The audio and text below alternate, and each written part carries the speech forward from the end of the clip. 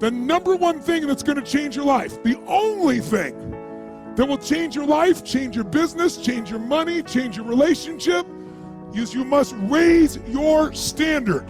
All of us in life have things we want. We don't get what we want. We get what we have to have. We all get what we tolerate. But when you're no longer willing to tolerate something, that's when your life changes. The difference in people is their standards, period. Everyone in the world has a list of things they think they should do. I should lose weight. I should work out. I should work harder. I should make more calls. I should. And then you know what? People don't do their shoulds and they get mad at themselves. What changes people is when your should becomes a must. When suddenly the thing you said should happen has to happen. That's when human beings change. It's like if you want to take the island, burn the boats. Because if there's no way to go back, it's amazing what happens when it's a must to do something versus a should. That's what makes human beings succeed. I believe that most human beings are only living at about 40% of their capability. So the mind has a governor. We have a factory, a nice governor in our brain, and it's a survival mechanism. It protects us from pain and suffering. The second we feel that, our mind says, oh no, this isn't fun. We should back off. We should sit down, find something more comfortable. And there's something about the mind. The mind has the tactical advantage over you. It knows what you're afraid of. It knows your insecurities. It knows your deep, dark lies. And it starts to push you away from that. It pushes you in a direction that is comfortable. The mind controls everything. Getting better isn't a hack or a trick or a one change that you need to make. Getting better is a campaign. It's a campaign. It's a daily, a weekly, it's an hourly fight. An incessant fight that doesn't stop against weakness and against temptation and against laziness. It's a campaign of discipline. It's a campaign of hard work and dedication. It's waking up early and going to bed late and grinding out every second in between, every single day. So, you want to get better? You want to self-improve? Stop looking for a shortcut and go find your alarm clock. Find your discipline. And find your guts and your passion and your drive and find your will. And then you will find your freedom. So at 40% I'm feeling pain. That's where the 40% rule kicks in. Now it starts. My mind's saying all this to me. It's saying get out of here, run, flee. The fight or flight kicks in. Okay, we're done, we're not good enough. It starts telling you all these things. You start to believe it because the mind controls all. This is the time when you have to gain control back of your mind. It's okay, let me see if I can go 45%. And once you start giving yourself more and more hope and start realizing, okay, the mind starts to be, what are you doing? We're supposed to be going right and you're going left. You start then controlling your mind. Start finding more in yourself, and then it goes from 40% to a lot further than that. But that's the start of it though. Get to the spot where your mind is saying stop. Whatever that is, get there first, and then that's when that starts to work for you. You got to control yourself in that moment. Let me tell you a story. So a friend of mine and I, we went for a run in Central Park. The Roadrunners organization, on the weekends, they host races. And it's very common at the end of the race, they'll have a sponsor who will give away something, apples or bagels or something. And on this particular day, when we got to the end of the run, there were some free bagels. And they had picnic tables set up, and on one side was a group of volunteers. On the table were boxes of bagels, and on the other side was a long line of runners waiting to get their free bagel. So I said to my friend, let's get a bagel. And he looked at me and said, the line's too long. And I said, free bagel. And he said, I don't want to wait in line. And I was like, free bagel. And he says, nah, it's too long. And that's when I realized that there's two ways to see the world. Some people see the thing that they want, and some people see the thing that prevents them from getting the thing that they want. I could only see the bagels. He could only see the line. And so I walked up to the line. I leaned in between two people, put my hand in the box, and pulled out two bagels.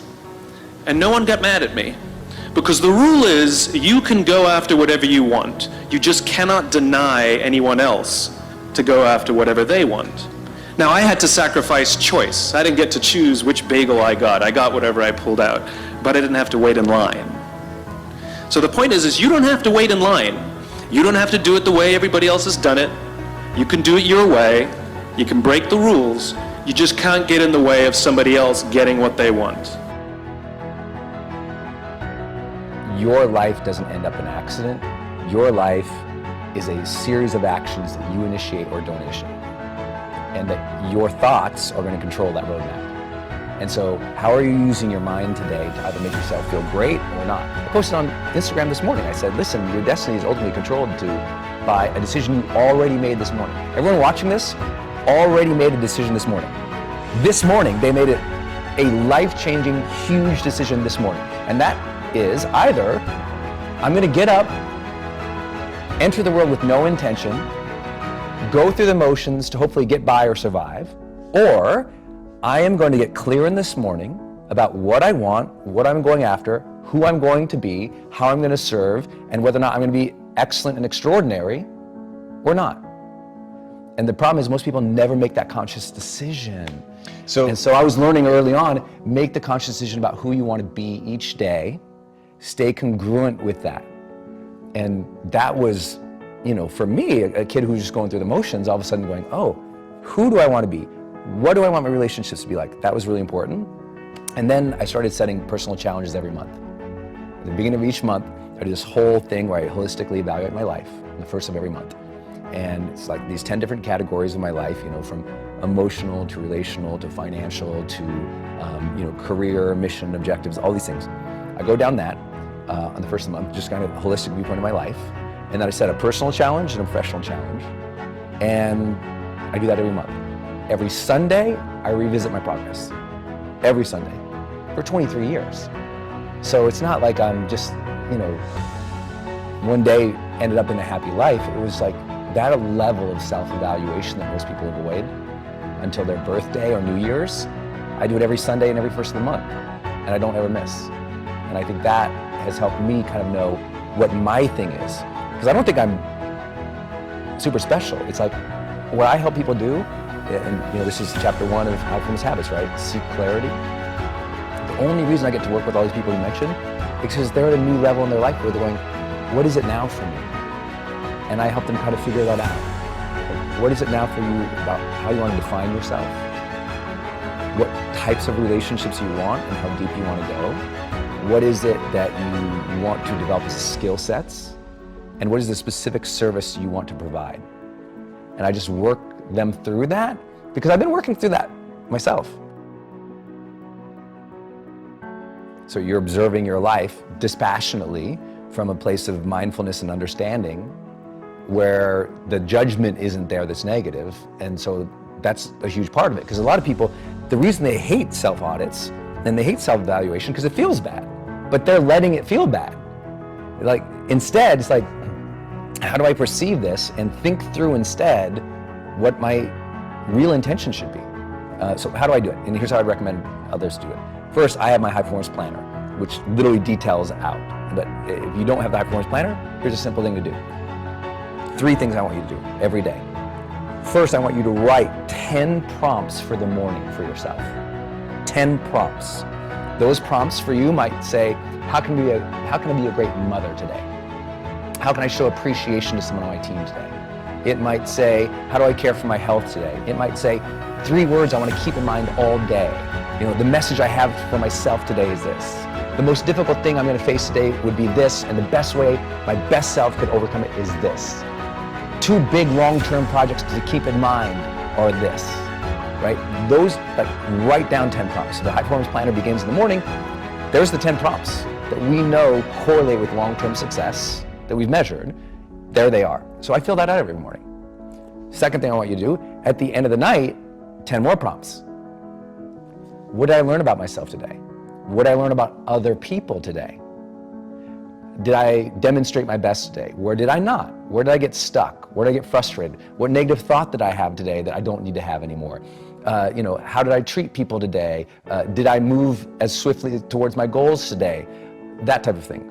But the other piece about it is at night, I do the scorecard. So for me, it's the 6 habits of high performance now: clarity, energy, necessity, productivity, influence, and courage. And so there's the word clarity, and it says, was I very clear about exactly what I need to do today to move forward? Score 1 to 5. And so what you got to do, the third thing I want to do, build your scorecard for the end of the night. And your scorecard might say dad. Your scorecard might say leader. Your scorecard might say specific. What I've made it is habit driven. So it's generate energy. Did I generate the energy I needed today to deliver my best? Productivity. Did I avoid distraction today and only focus on the needle moving activities? The nice thing about self-awareness is the human brain has this incredible capacity for guilt.